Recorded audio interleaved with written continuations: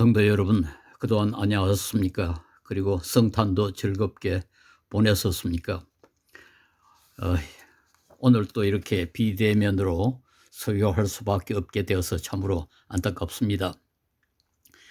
2020년도 이제 며칠 남지 않았습니다.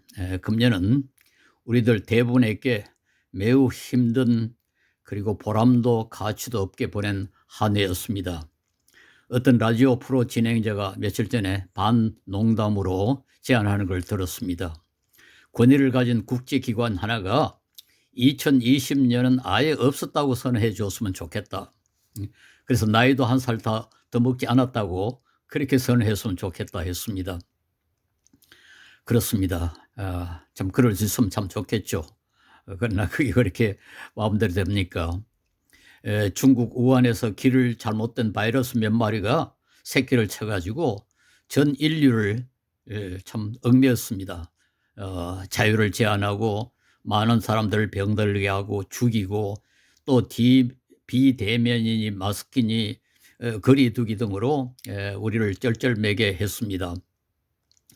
지식과 기술의 개발로 사람들이 한없이 교만해졌지 않습니까? 나는 나의 운명의 주인이요, 나는 나의 영혼의 선장이다 하고 큰 소리 쳤던 인간의 코가 납작해지고 말았습니다. 백신으로 곧 극복한다고 합니다마는 한 사람의 생명이 천하보다 귀한데 200만 명 이상이 목숨을 잃고 수많은 사람이 엄청난 고통을 겪은 뒤에야 그두는 참 상처받은 영리의 승리에 불과할 것입니다. 19세기까지는 이런저런 철학자들이 인류 역사에는 목적 혹은 의미가 있다고 그렇게 주장했습니다. 시간이 흐르면 흐를수록 인간은 더 자율적이 되고 더 자유로워지며 인권과 자유는 더 신장되고 정의와 평등은 더 공고해진다는 그런 낙관을 펼습니다. 칼 마르크스가 그 가운데 하나죠. 독일의 그 시인 쉴러는 그의 시 하나에 세계 역사는 세계의 심판이라 하는 유명한 그 구절을 남겼습니다. 근데 철학자 헤겔이라는 사람이 이 구절을 이용해 가지고 역사란 이성의 자기 실현 과정이라 주장했습니다. 즉 세계 역사는 세계의 심판이란 말은 시간이 흐르면 흐를수록 역사가 발전되면 모든 불의는 다 고쳐지고 잘못은 드러난다, 그런 뜻 아니겠습니까? 그래서 헤겔 같은 사람은 역사는 점점 더 합리적이 된다, 그렇게 생각을 했습니다. 우리가 가끔 역사의 심판이라는 말을 쓰지 않습니까? 그것도 훗날 역사의 판단은 반드시 공정하다는 뜻을 함축하고 있습니다. 헤겔의 생각을 좀 반영하고 있다고 할 수가 있죠. 그런데 20세기 이후 철학에서는 역사에는 아무 의미가 없거나 있어도 알 수 없다는 생각이 지배적입니다. 그래서 독일의 기독교 철학자 레비트는 그의 유명한 책 역사의 의미에서 이제 역사 철학은 없어졌고 역사 신학만 남았다고 주장했습니다. 철학자들은, 이 세상의 사상가들은 역사에 무슨 의미가 있거나 법칙이 있다 그렇게 주장할 수 없다는 겁니다. 다만 기독교는 역사에 대해서 말할 수 있다는 거죠. 기독교는 우주와 역사를 주관하시는 하나님을 믿고 그의 뜻대로 역사는 전개된다고 믿기 때문입니다. 하나님의 뜻과 섭리대로 역사는 전개된다는 것을 기독교는 믿기 때문에 역사에는 의미가 있다, 그렇게 말할 수가 있다는 것입니다. 그렇습니다. 아무것도 하나님의 통치 밖에 있을 수가 없습니다. 마태복음 10장 29절에서 30절에 참새 2마리가 한 양에 팔리지 않느냐, 그러나 그 가운데 하나라도 너의 아버지께서 허락하지 않으시면은 땅에 떨어지지 않을 것이다, 이렇게 예수님이 말씀하셨습니다. 네덜란드의 신학자여 정치가였던 에이브람 카이프는 인간 존재의 모든 영역에서 모든 것의 절대 주권자이신 그리스도가 내 것이다 라고 주장할 수 없는 부분은 한 뼘도 없다, 이렇게 말해서 아주 유명해졌습니다. 역사를 포함한 모든 것은 하나님의 장중, 하나님의 손아귀에 있다는 것입니다. 만약 그렇다면 지금 우리가 겪고 있는 이 코로나19도 결코 하나님의 뜻과 무관할 수가 없지 않겠습니까? 수많은 사람들이 감염되고 약 200만 명 이상의 생명이 아마 희생될 것입니다. 그리고 취약계층이 더 감염에 노출되고 가난한 사람들이 더 힘들게 살고 됐습니다. 사람의 생명은 참새보다 더 귀하다면 이런 죽음과 이런 고통이 하나님의 뜻 밖에서 일어날 수는 없지 않겠습니까? 그런데 왜 하나님은 이 무서운 전염병을 허락하셨을까요? 전에 자연재난과 관계해서 말씀드렸습니다마는 이런 재난에 대해서 아무도 구체적으로 이건 이 죄 때문이다, 바로 저 사람 때문이다, 그렇게 말할 수는 없습니다. 다만 매우 일반적으로 재앙은 죄 때문이라 할 수 있습니다. 혹은 또 더 큰 재난을 경고하기 위한 것이라 그렇게 말할 수는 있습니다. 그렇다면 이렇게 심각한 재난에 직면해서 하나님의 교회가 아무 근본적인 반성도 하지 않고 그래서 지나가서는 안 될 것입니다. 교회는 이럴 때는 왜 이런 재난이 일어났는지, 우리가 무엇을 잘못했는지 심각하게 찾아봐야 하고, 또 죄가 드러나면 그것을 철저하게 회개하고 잘못을 고쳐야 할 것입니다. 그것이 세상의 죄 때문이라도 교회는 세상의 죄를 대신해서 회개하는 제사장의 기능을 감당해야 할 것입니다. 이 재난에 대해서 교회가 아무 책임도 없다고 생각하고 믿는 자들이 세상 사람들과 똑같이 행세하는 것은 전혀 교회답지 못하고 그리스도인답지 않습니다. 이런 무서운 재난의 상황에서 한국 교회 일부가 사회보다 오히려 더 무책임하게 행동하고 있어서 세상의 빈축을 사고 교회의 명예와 하나님의 영광을 실추시키고 있습니다. 참으로 안타깝고 부끄럽습니다. 창세기 19장에 기록된 소돔성의 멸망은 분명한 이유가 있는 그런 처벌이었습니다. 성적 문란이 극심했고 매우 포악해서 무서운 벌을 받은 것입니다. 그런데 오늘 설교 본문 창세기 18장에 보면은 만약 소돔성에 의인이 10사람만 있었더라면 성 전체가 처벌을 면할 수 있었습니다. 그러나 불행하게도 거기에는 의인이 겨우 롯과 롯의 두 딸, 즉 3사람밖에 없었고, 그런데 하나님도 그 셋은 구원해 주셨습니다. 그런데 성경에 보면은 소돔성이 벌을 받지 않게 하기 위해서 가장 애를 쓴 사람은 소돔성 주민인 롯이나 그 가족이 아니었습니다. 오히려 아브라함이었습니다. 아브라함은 하나님이 최초로 택한 하나님의 백성이었고 최초로 하나님과 언약을 맺은 사람이었습니다.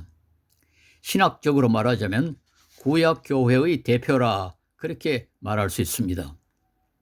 마태복음 1장 1절에 예수님의 족보를 말하면서 이렇게 말합니다. 아브라함과 다윗의 자손 예수 그리스도의 계보라.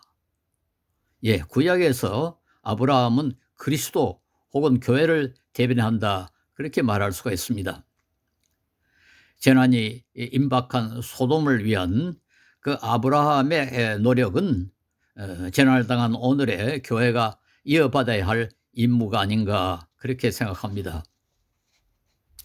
소돔을 처벌하지 말아달라는 아브라함의 간청은 단순히 롯과 그의 가족을 위한 사사로운 목적으로 이루어진 것이 아니었습니다. 사적인 것이었다면 간단하게 롯과 가족만 살려주십시오 그렇게 했을 것이고, 그런 요구는 뭐 그렇게 어렵지 않게 수용되었을 것입니다. 결국 소돔이 다 불탔는데도 롯의 세 가족은 구원받지 않았습니까? 아브라함의 간청은 그건 사적인 것이 아니라 소돔성 전체를 위한 공적인 임무 수행이었습니다. 그의 기도는 간절함을 넘어 애절했습니다. 어떻게 하면은 소돔이 멸망되지 않을 수 있을까? 멸망받지 않을 수 있는 조건을 어떻게 하면 조금이라도 더 쉽게 할까? 그런 모든 노력을 다 기울였습니다. 한번 보십시오. 그는 우선 하나님의 공정성에 호소합니다. 18장 23절에 보면은 아브라함이 주께 가까이 서서 아뢰었다. 주께서 악인을 기어이 악인과 함께 쓸어버리시렵니까? 또 25절에 보면 그처럼 의인을 악인과 함께 죽게 하시는 것은 주께서 하실 일이 아닙니다. 의인을 악인과 똑같이 보시는 것도 주께서 하실 일이 아닌 줄 압니다. 세상을 심판하시는 분께서 공정하게 판단하셔야 하지 않겠습니까? 말하자면 하나님을 일종의 이제 코너에 몰아넣습니다. 이 정도가 되면은 하나님도 좀 압력을 느낄 수 있지 않겠습니까? 그래 놓고는 그는 다시 아주 겸손하게 또 간청을 합니다. 18장 27절에서 28절에 티끌이나 죄밖에 안 되는 주제에 제가 주께 감히 아뢰옵니다. 의인이 50명에서 5이 모자란다고 하면 어떻게 하시겠습니까? 5이 모자란다고 성 전체를 다 멸하시겠습니까? 30절에 주님 노하지 마시고 제가 말씀드리는 것을 허락하여 주시기 바랍니다. 거기에서 30명만 찾으시면 어떻게 하시겠습니까? 그리고 32절에 보면 주님 노하지 마시고 제가 한 번만 더 말씀드리게 허락하여 주시기 바랍니다. 거기에서 10명만 찾으시면 어떻게 하시겠습니까? 여러분 그가 얼마나 참 간절하게 간청했는가 느껴지지 않습니까? 저는 이 구절을 읽으면서 한 번도 이렇게 간절하게 이웃을 위하여 사회를 위하여 그리고 이 전염병이 사라지게 하게 해달라고 기도해 본 일이 없습니다. 정말 참 잘못한 거죠. 오늘의 그리스도인들, 오늘의 교회가 우리가 속한 사회에 대해서 너무 무책임해진 것이 아닌가 그렇게 느껴지고 실좀 그렇습니다. 아브라함은 왜 필요한 의인의 수를 10명 이하로 줄이지 않았는지는 분명하지 않습니다. 그 이상 줄이기가 너무 민망해서 50명에서 10명까지 줄였는데 그 이상 또 어떻게 줄이겠는가 민망해서 그렇게 못했을 수도 있습니다. 그러나 그보다는 아마도 그 큰 성에 의인이 10사람 정도는 있지 않을까 그렇게 생각했을 수도 있습니다. 롯 부부 2딸 그리고 그들의 약혼자 둘을 합치면 벌써 6이고 그 두 약혼자들 부모만 제대로 되었다면 10이 되지 않았겠습니까? 그러나 불행하게도 소돔에는 의인 10사람이 없어서 멸망당하고 말았습니다. 근데 롯과 그 2딸은 구원받았습니다. 그들도 그렇게 대단한 의인들은 아니었습니다. 창세기 13장에 보면은 아브라함이 조카 롯과 함께 네게부에서 목축을 했습니다. 그때 그 가축의 수가 너무 많아져서 두 사람의 목자들 사이에 다툼이 자주 일어났습니다.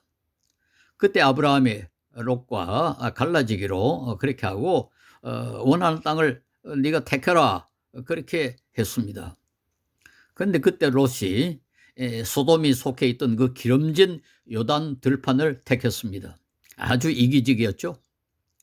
웬만하면 자기를 그렇게 오랫동안 잘 보호해 준 삼촌에게 더 좋은 것을 드려야 하지 않았겠습니까? 그런데 그는 더 기름진 땅 그걸 택했습니다. 롯의 2딸도 아비를 취하게 해놓고는 동침하는 그 비도덕을 저질렀습니다. 그런데도 소돔 사람들에 비하면 그들은 의로운 것으로 인정받을 수 있었던 것 같습니다. 소돔의 죄는 그 이상 존재할 수도 존재할 가치도 없을 정도로 극악했습니다. 다른 말해서 소돔을 그대로 두어도 소돔은 결국 스스로 자멸할 그런 상황이었습니다. 오늘 우리가 사는 세상은 그보다 좀 나을까 한번 생각해 봐야 되겠습니다. 오늘날 하나님이 코로나19로 세상을 심판하시는 것에도 분명히 이유가 있을 것입니다. 그 이유가 구체적으로 무엇이라고 단정할 수는 없습니다. 그러나 생각할 수 있는 것은 한두 가지가 아닙니다. 소돔처럼 성도덕이 문란한 것은 말할 것도 없습니다. 그러나 그보다도 하나님과 이웃을 무시하고 자신의 이익과 쾌락만 추구하는 이기주의가 극에 달한 것은 부인할 수가 없습니다. 지금 이 세상도 소돔처럼 그대로면 뭐 하나님이 특별히 처벌하시지 않아도 자멸할 그런 가능성도 없지 않습니다. 지금 지구 온난화가 그런 방향으로 가고 있지 않습니까? 예. 지금 이 난리통에도 마스크를 끼면은 자신뿐만 아니라 다른 사람의 감염도 막고 다른 사람의 생명도 보호할 수 있다는 것을 뻔히 알면서 불편하다고 마스크를 끼지 않고 보기 싫다고 마스크 끼지 않습니다. 사회적 거리도 두지 않습니다. 영국, 미국, 스페인, 이태리 등 소위 선진국에서 그런 일들이 많이 일어나고 그래서 많은 감염자와 사망자가 생겨나는 겁니다.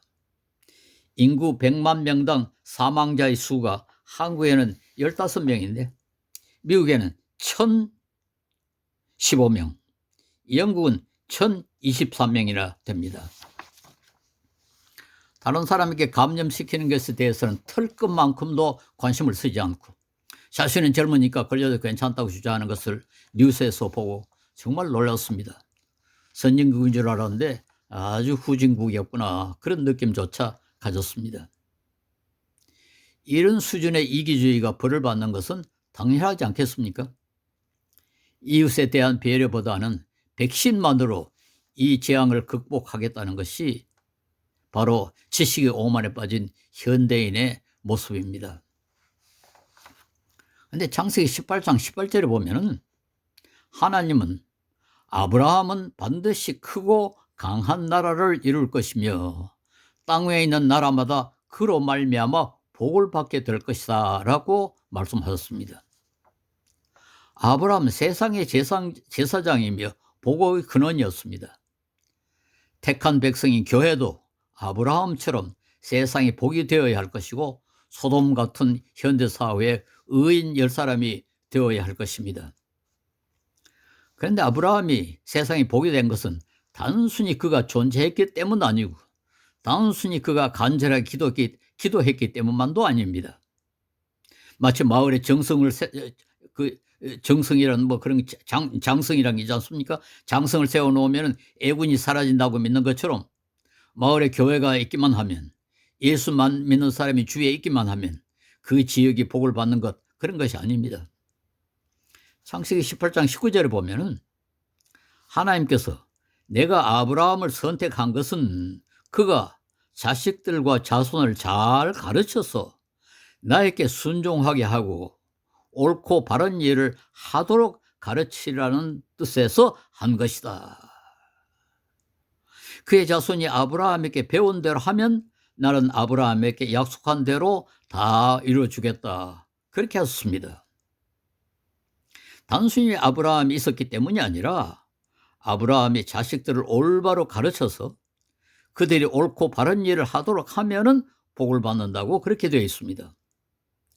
소돔이 그렇게 성적으로 타락했는데도 롯과 그 두 딸이 의인으로 취급된 것은 그래도 그들은 아브라함과 접촉함으로 아브라함의 교육적 영향을 받았기 때문일 것입니다. 물질주의와 쾌락주의로 참 지극히 타락한 현대사회에 꼭 필요한 의인 10사람도 마찬가지입니다.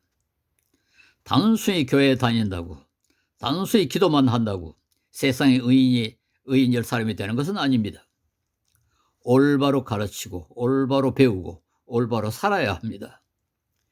기독교 교육은 지식만 전달하는 것이 아닙니다. 그대로 살고 행동해야 비로소 제대로 교육이 이루어진 것입니다. 성경 공부 10시간 하며 달달 외울 정도로 잘 알아도 그대로 살지 않으면 시간 낭비에 불과합니다. 10분만 배워도 그대로 살기만 하면 그것이 바로 성경이 요구하는 성경 공부가 될 것입니다. 창세기 18장 19절에 그의 자손이 아브라함에게 배운 대로 하면 나는 아브라함에게 약속한 대로 다 이루어주겠다 하시지 않았습니까? 코로나19가 수그러지지 않는 것은 성경을 배운 사람은 참 많은데 배운 대로 하는 의인이 부족하기 때문이 아닌가 합니다.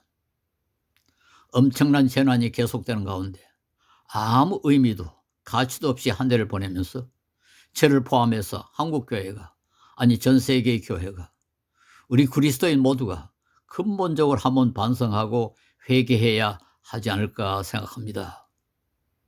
우리가 교회 책임을 과연 다했는지, 이 세상을 위해서 정말 아브라함처럼 그렇게 간절하게 기도했는지, 그리고 말씀을 올바로 배우고 그대로 살았는지 근본적으로 반성하고 회개해야 하지 않겠습니까?